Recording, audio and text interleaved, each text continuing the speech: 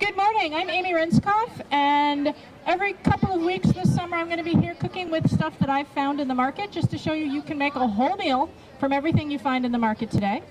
When I say cooking today, I'm putting it in quotation marks because ideally I'm not going to turn anything hot on because it is too hot to cook right now. So I'm going to start with some dishes that you don't actually need to cook, and then there are a couple of dishes that you cook, but so quickly it's almost like you didn't cook at all. So I'm going to start with something that is perfect at this time of year, and that is gazpacho. And I've gotten some amazingly ripe and slightly overripe tomatoes are great for this because you're just going to throw them in either a blender or a Cuisinart. I got these over at DL Silva, and they are absolutely gorgeous. And I'm just rinsing them off in my water bath here. Basically, gazpacho is essentially a garden soup. And you essentially want to have 3 parts tomato to 1 part other vegetables. And the other vegetables, really, it's whatever is in your garden or is in your farmer's market or makes you happy to have in a dish. So today I'm going to be doing some tomatoes, and I'm just roughly chopping these before I'm going to throw them in the food processor. And I'm going to add a little bit of purple onion that I got over at DL Silva because it's a really mild onion and it's probably a little less intense than garlic might be. If my husband were here, I'd probably use garlic because it makes him really happy. And I'm going to use part of a cucumber that I got over from Hanson Farm. And basically what I'm going to do is just chop everything up and then throw it in the Cuisinart. And you can make a gazpacho that is as thick or as smooth as you like it. I really like chunky gazpacho, so I don't tend to process it for a long time. But if you wanted to make it smooth, you could strain it, put it through a food sieve or a food mill. You can also make it really fine in a blender and then add chunks of something later. So if you had some really good extra fresh tomato. And the great thing about gazpacho is it's best cold. And the way to get things cold at this time of year is to put them in the fridge. So what you want to do is make your gazpacho a little before you need it, and then you put it in the fridge to chill, and that allows the flavors to blend just a little, but also to get cool all at the same temperature. Because one of the things that often happens is that not all of your foods are the same temperature when you're cooking them, and that's okay. So I'm going to add a little bit of onion, but not a lot. I don't want it to be super spicy. You can add bell pepper. You could add zucchini if you like the taste of raw zucchini. I'm trying to think what other things. I mean, really, anything that's in your garden. Up on the table today, I have beets and I have carrots that I'm going to use in a beet and carrot salad, but you could totally do raw beets, raw carrots, whatever you want, because it's all going in the food processor. And that means you don't have to worry about things having different textures because you're going to puree them until they're smooth. So I'm going to add just a little red wine vinegar. You could also add a sherry vinegar. Gazpacho comes, as its name might sound, from Spain. And traditionally in Spain, they have vinegar that's more like sherry and less like red wine vinegar. Red wine vinegar is more Italian. But it's really, again, whatever it works for your palate. I'm going to add a little bit of salt, but not a lot. And tomatoes sometimes can be a little bit too tart. So if you find that your tomatoes are too tart, you can add a little salt, little sugar. You can add a little maple syrup or brown sugar.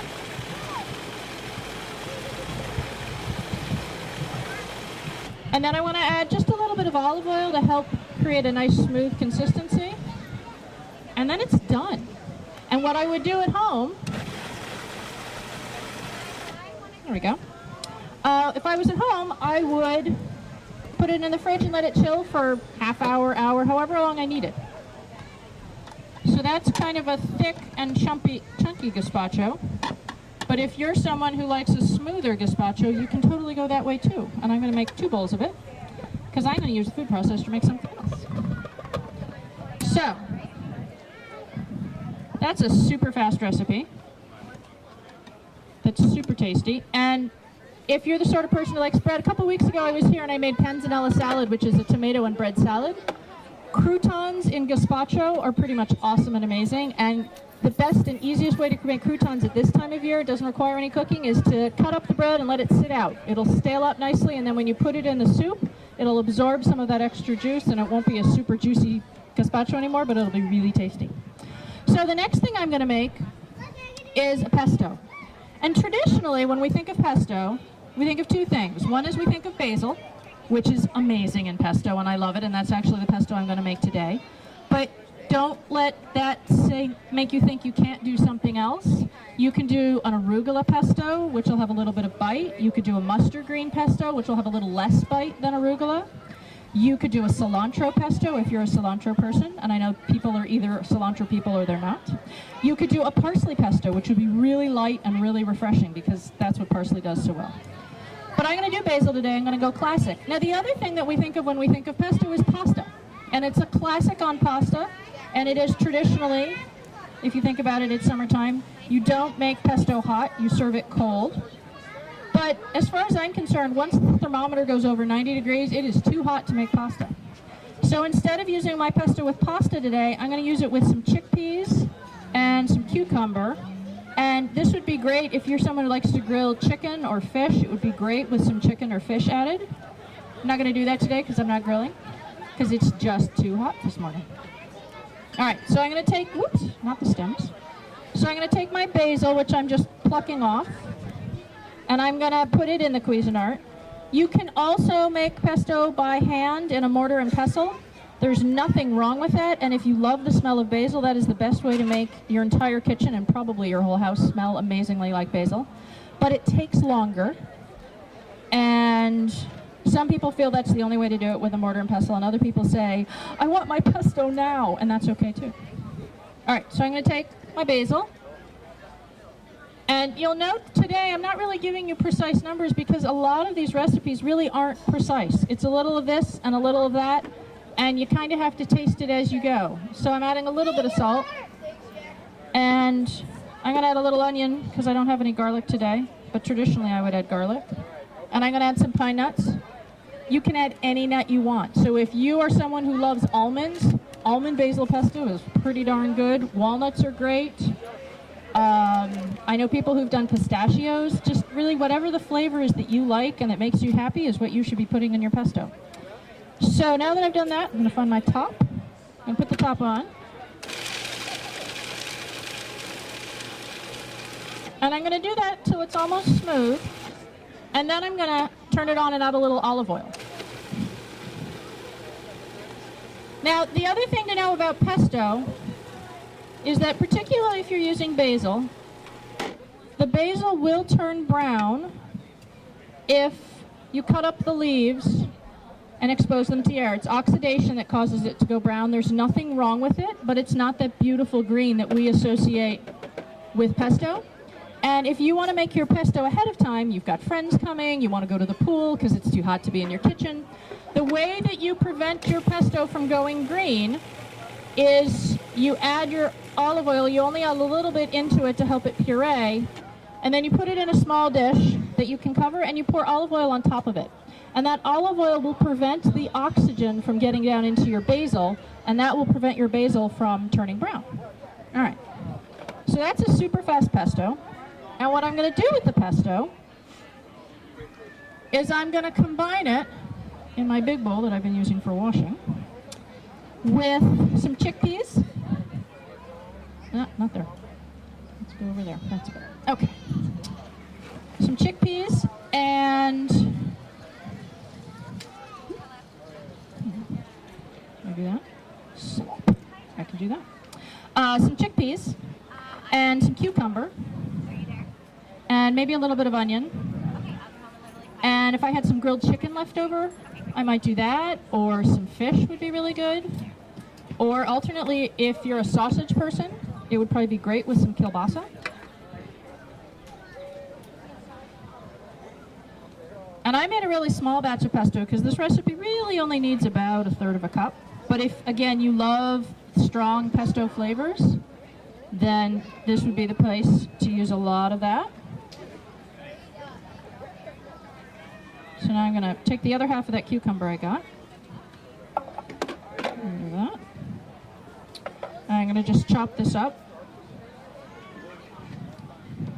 So as you can see, all of these recipes are both really fast, and they do not require me turning on the dreaded stove.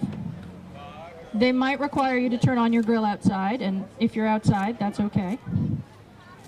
I'm also going to cook a couple of things today that are more like stir fries and not quite so hot. And again, everything I'm cooking with today, with the exception of the chickpeas, came from the market.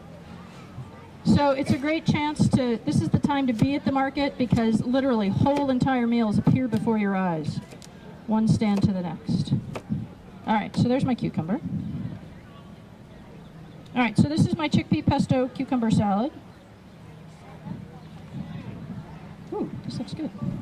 All right, so I'll just put that out to people. And definitely, if people want to come up and smell things or ask me questions, feel free. All right. So that's that one. Ooh, that's a microphone. Okay. Next, I'm going to turn on my burner here. And I promise you it won't take me long. It's going to take me longer to talk about this recipe than it is to actually cook the recipe. So the next recipe I'm going to make involves corn, because corn, when it is fresh, is pretty much the best thing ever. And corn is ready right now. So this corn came from Hanson's. And I'm just going to scrape off the kernels with my not very effective scraping knife. One great way to do this at home so you don't end up with corn all over the table, as I am currently doing, so don't do what I'm doing, do what I tell you, is if you have an angel food pan, you can stand the corn cob up in the middle of the angel food pan, and when you scrape down, the corn kernels will all fall into the pan. It's pretty much awesome. But I forgot about that this morning when I was packing my tools, because I didn't have any corn with me yet. I didn't think about it. And these are little tiny baby ears of corn, but that's okay. And again, this recipe is more or less, you want about 4 ears of corn, which will give you a cup or so of corn kernels. You want a half onion to an onion, depending on how big your onion is, and some olive oil, and some cilantro.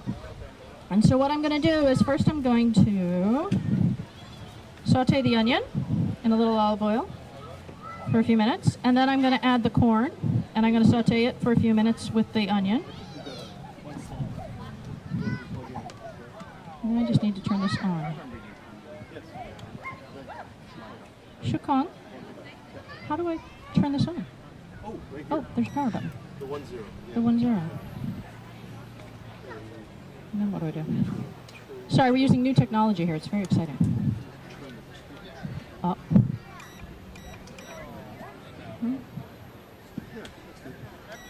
Oh, there we go. Okay.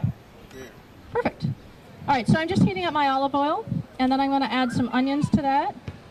And I'm using an induction burner, which I don't have one, but I've always wanted one because it is the most efficient type of burner, so the heat only goes from the burner to the pan and nowhere else. So it's not like gas where you're heating the whole room, or even electric where you're heating some of the room. Look at that, instantly hot pan, love it. So I'm going to do the onion and some olive oil and a little bit of salt. And I'm going to do this for just a couple minutes while I finish shucking my corn. And if you have kids at home, shucking corn is a great way for them to learn both about where our vegetables come from, but also to work on their eye-hand coordination and their hand strength, because it's actually really hard. And kids love doing things that show how strong they are. So challenge your kids to shuck your corn for you. That's a little hot. There we go. All right, so I'm sauteing some onions here. And I've got one more ear of corn here that I'm just going to quick shuck.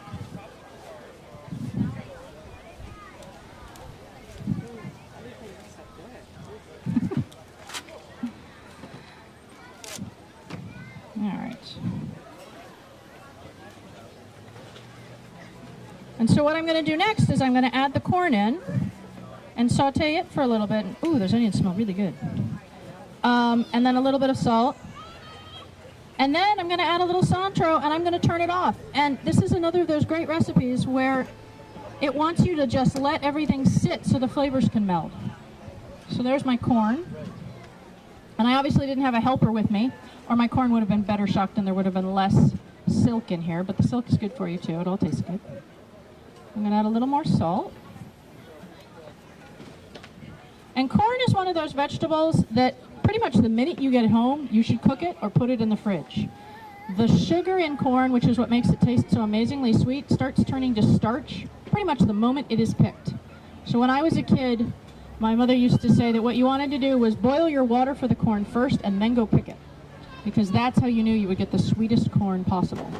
And that's true even today. You can cook it 3 minutes, that's it. Not even. Yeah.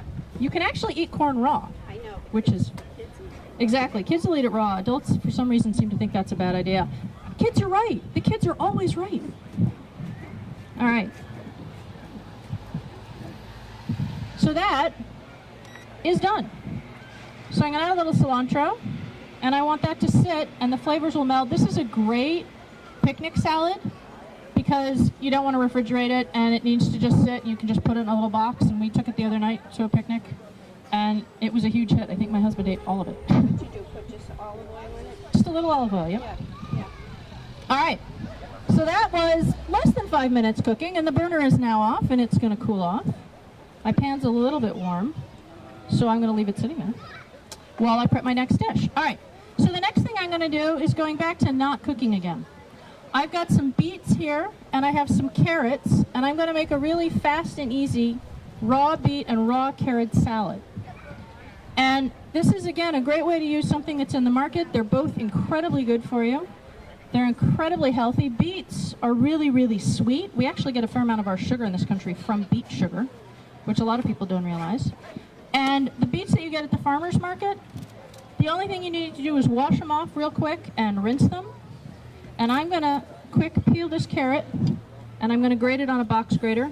You could also, if you wanted, or if you had your Cuisinart out and you felt like using your Cuisinart, you could grate it in the Cuisinart. Again, super fast and easy. This is also something that's great if you have little helpers, as I seem to have today. They can definitely help with this salad. And the way it goes. So I'm going to grate this carrot. Nothing fancy. I'm going to grate the beet. And you want about equal portions of carrot to beet. This carrot's a little skinny to do this. So I'm going to grate the carrot, I'm going to grate the beet, and then I'm going to add classic salad dressing ingredients. I'm going to add a little red wine vinegar, a little olive oil, a little Dijon mustard, a little salt and pepper to taste.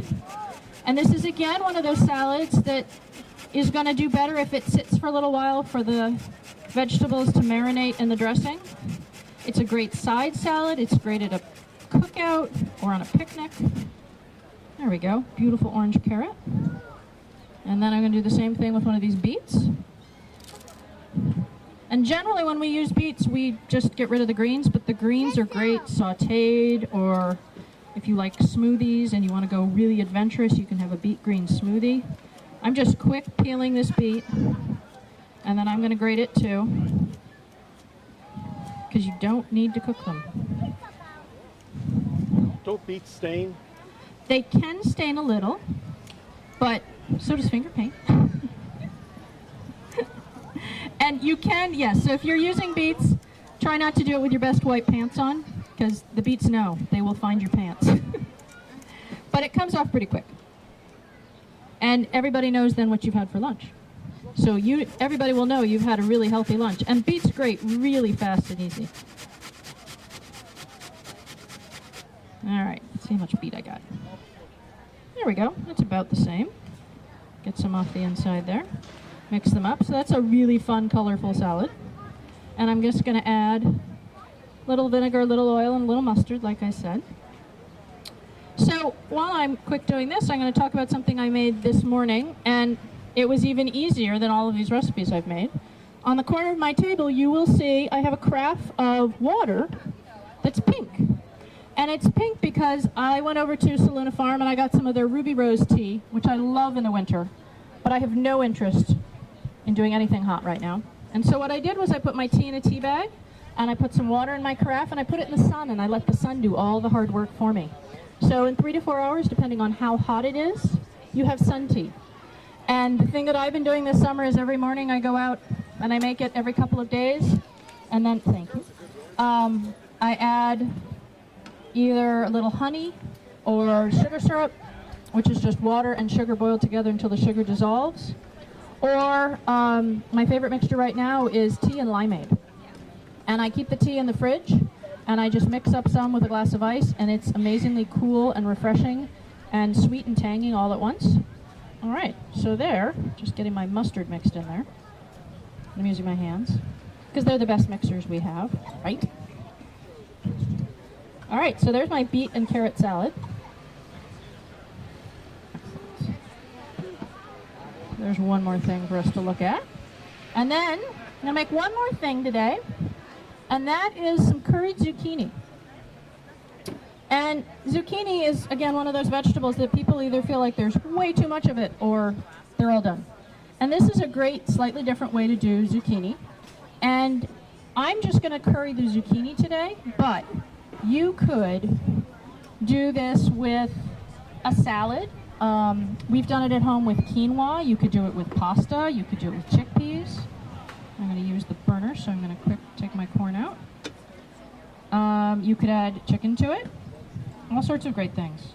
But it's pretty simple and basic, and it's pretty fast. Zucchini actually cooks really quickly. All right. So let's take that one back. So we have all our different salads out here, and our milk. So what I'm going to do with the zucchini is I'm going to trim off the ends. I'm not going to peel it because I love the way that green looks. I'm going to cut it in half, and I'm going to cut each of those halves in half again because what I want is little diced cubes. But it doesn't have to be perfectly diced. Thank you. And what I'm going to do is, I used up my onion. I need more onion. I'm going to saute a little onion. So I'm going to finish this, and then I'm going to do the onion. A little onion and a little olive oil. Saute those for just a minute or two. And then I'm going to add the zucchini. And again, it's not very long. This time of year, the fresh food cooks so quickly and so easily that you really don't need to spend a long time in the kitchen, unless you really want to. And if your kitchen is wonderfully air-conditioned, then go ahead and spend time there, but mine's not. So I'm all about finding ways to not be in my kitchen. All right, so I need you to back up or go over there because I'm going to turn the burner on. I don't want you to get hurt. Thank you. All right, so I'm going to turn that back on. And it's instantly warm because it is amazing. So I got a little olive oil and a little onion.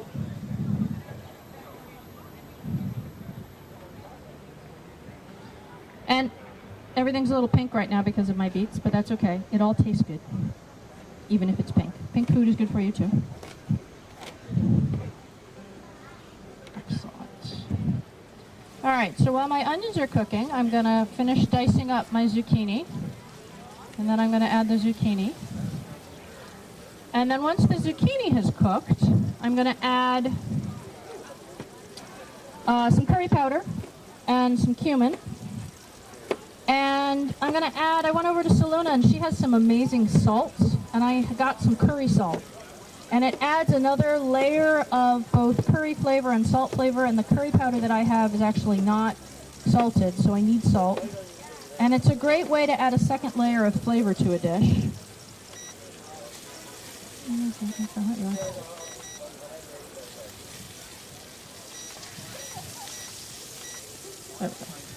It's a little too hot.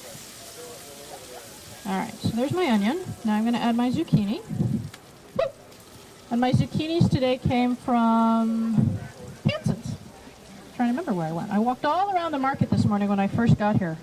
And the produce is just amazing. It was actually really hard to choose where I was getting my produce because it all looks gorgeous.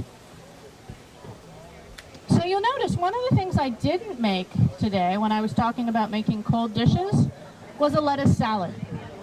Lettuce does not like the hot weather we've been having, so the lettuce is done for right now.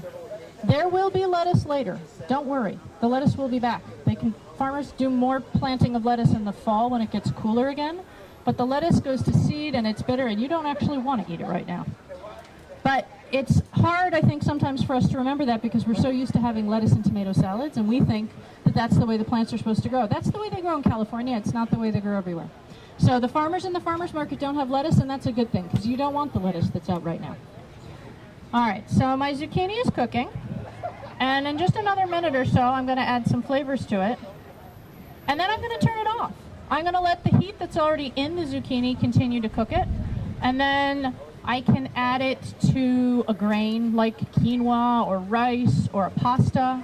I could add some meat to it, or some fish would be really good. Some sausage would be nice. And then you have a great easy salad for guests or for a picnic, ready to go. All right, so I'm going to add a little curry powder. And again, however much curry powder you like is how much you should add. If you're a spicy person, go for it. And the other thing to know about curry powder is not something that grows on a plant. It is a man-made mixture. And so the curry powder that I'm using today is a mixture of turmeric, paprika, fenugreek, coriander, black pepper, cumin, ginger, cloves, celery seed, caraway, and cayenne pepper. Not every... Where's my cumin? Oh, I have some cumin. There we go. Not every curry powder has the same things in it. So there are people who will explore and figure out which curry powder they like best, and then you can also make your own at home. So if you've ever had curry powder and said, oh, I don't like curry powder, try and figure out what it was that you didn't like in that flavor. There might have been something in that curry powder that just doesn't appeal to your palate, and there's another curry blend out there, or your own curry blend, that you will like a lot more. All right, ooh, that smells really good. Okay, so I'm gonna turn that off now. And now the zucchini's just gonna absorb the extra heat and do a little cooking on its own. I don't have to do anything. So again, I didn't have the burner on for more than about 5 minutes there, and I'm all done. So these are all things that I made from food that was in the market today. And if you have any questions, feel free to come up, and thanks very much for listening. Thank you. That was You're amazing. welcome.